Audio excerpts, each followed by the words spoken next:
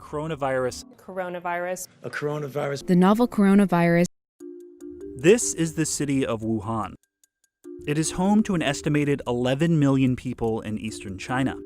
It is here where health officials believe the new coronavirus originated and eventually spread across the globe. Cases of the disease it causes, known as COVID-19, have risen rapidly as health officials have worked to contain the virus.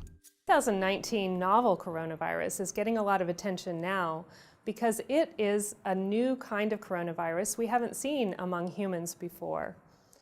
The theory is that it may have jumped from an animal species into the human population and then begun spreading. The long-term effects of coronavirus are largely unknown, but what we do know is this is massively going to change the way that we live our lives. But humans are social creatures, so it's no wonder the question that's on everyone's mind is, how long are we going to have to live like this? It's going to be long. It's not possible at this point to say that in 6 months everything will be back to normal. It's not possible to say, a year from now everything's going to be back to normal. I think we have to be psychologically prepared for the possibility that we're talking about a very long-term disruption. Dr. Ali Muqdad worked to develop the pandemic models used by the White House. So until we have a vaccine, our definition of normal should be totally different what normal is. So I don't expect all of us to be back to normal. If back to normal means acting like there never was a coronavirus problem, I don't think that's going to happen until we do have a situation where you can completely protect the population. I think even after we're through this first wave, we will need to remain vigilant and we will need to bring in different measures. Normality, as it was before, will not come back full on.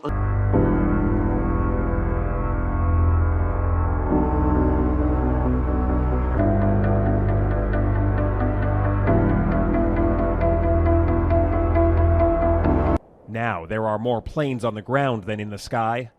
Work has become a luxury for those who still have a job, especially for those who can work from home. And home is where most of us now spend our time, sitting and wondering how we get back to the world we knew. Stay at home. Meanwhile, with many people working from home, the way we interact and conduct business has changed. So will we see a return to the traditional office life? We have companies that are going 50% working from home, 50% working in the office. And they're basically coming to the conclusion that having everybody at home or having everybody in the office is the preferred way to go. How we conduct business post-pandemic could certainly look different. According to a survey of 317 chief financial officers, nearly 3 in 4 expect to move at least 5% of their on-site employees into remote positions after the pandemic.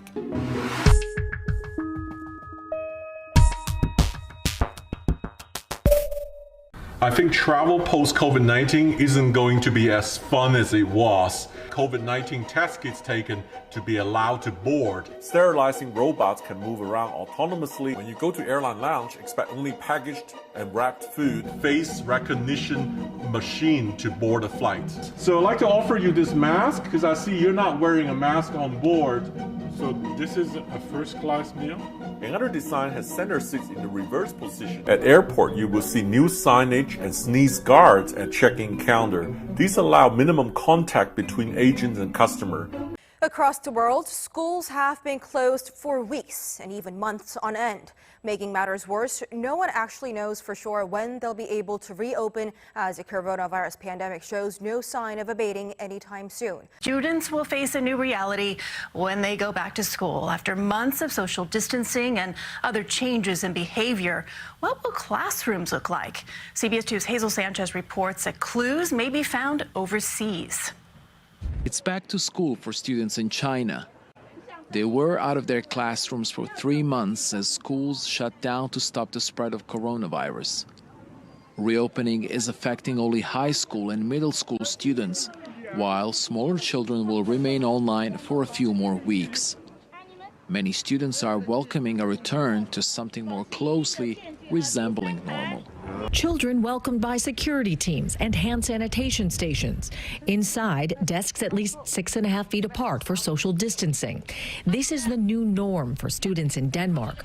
Taiwan has been praised for its efficient response to COVID-19. They are doing an infrared camera check as you approach the school for every student, and they're all wearing face masks. Before entering the school, students have their temperature checked and must walk through a bleach solution to disinfect their shoes. Students put up plastic partitions at their desks when they eat lunch, which is the only time they're allowed to remove their masks. Hong Kong has been dealing with the coronavirus outbreak since January 22nd. Hong Kong is a dense city with more than 7 million people, and it has managed to get the situation here largely under control. Nearly everyone I see is wearing a face mask. To get into most stores and restaurants, you have to have your temperature checked. From McDonald's to Starbucks and even local eateries, these measures have been put in place nearly everywhere you look. At the entrance of this grocery store, I'm required to have my temperature checked. Even though I've ordered my coffee to go, businesses here will still take my temperature as a precaution. While restaurants in Hong Kong have remained open for business, even dine-in services, they've been required to cut their seating capacity in half. A number of restaurants that have physical dividers inside in an effort to reduce physical distance and exposure between customers. These restaurants, customers are screened for their recent travel history in the past 14 days, and their temperatures get checked. Meanwhile, hand sanitizers and face masks are everywhere you look.